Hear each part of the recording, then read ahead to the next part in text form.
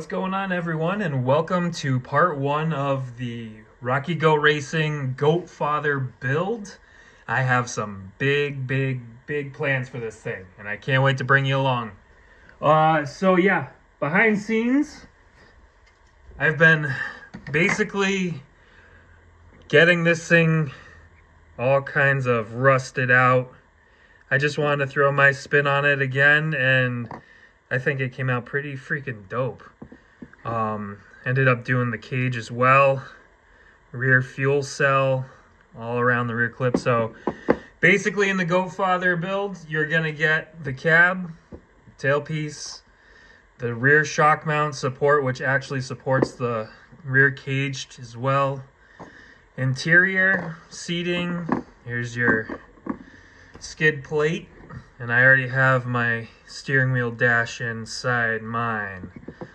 So yeah, basically I'm going to be installing the rear tailpiece and the cage, so that way I can move on to getting the links and motors situated on the skid before I install that.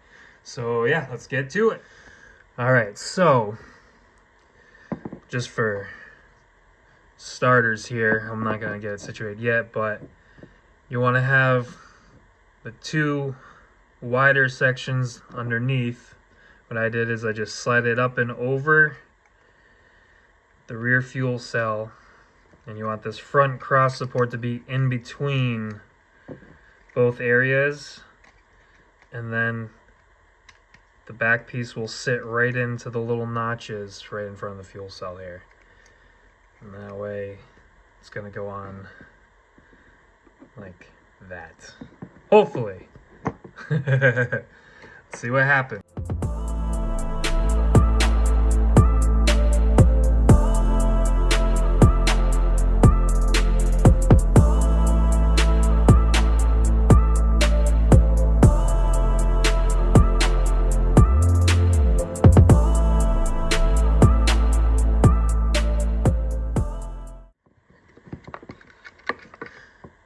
Alright, we'll make sure all of these are tight.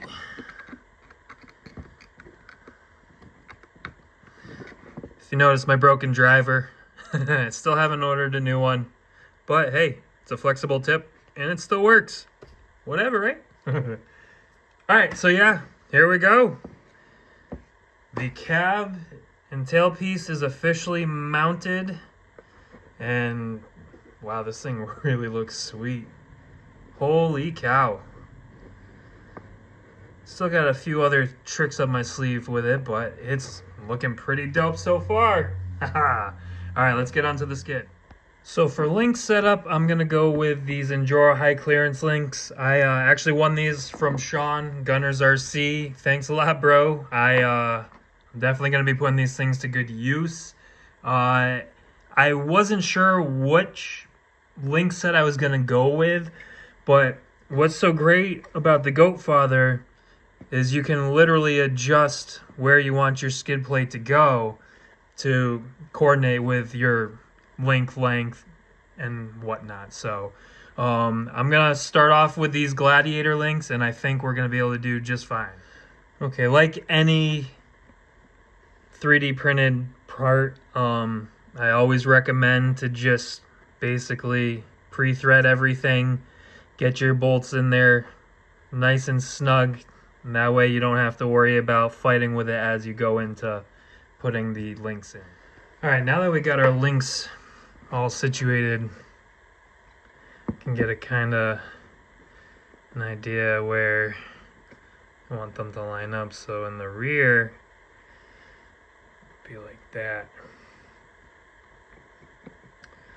I'm thinking I'm gonna do the middle two holes. At the same time, I may do the front two holes. Ooh. Well, guess we'll have to find out. Alright, so for the front axle, it's going to be just a stock axle. I'm running CVDs with brass diff cover, ram crab servo. It's just what I had for the time being, so I'm going to give it a shot and see what happens. Alright, now after getting the front axle mounted, and looking at A little bit where it's going to be lined up here with the middle. I think it's going to be the middle two screws. I think that'll be too far out. And I think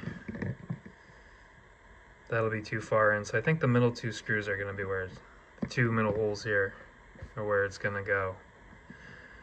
Okay, so that brings me on to the rear axle. Bam, ba, ba, ba. I'm going to make the GoFather a 4-wheel steer GoFather. So let's get this axle on and continue on. Okay, we have both axles mounted. I can kind of get a feel of where they're gonna be. You know what? I might go the front. I might go with the front two holes.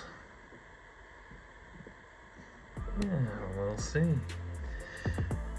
We shall see. Alright, y'all. Well, that's gonna do it for part 1 here. Stay tuned, part 2.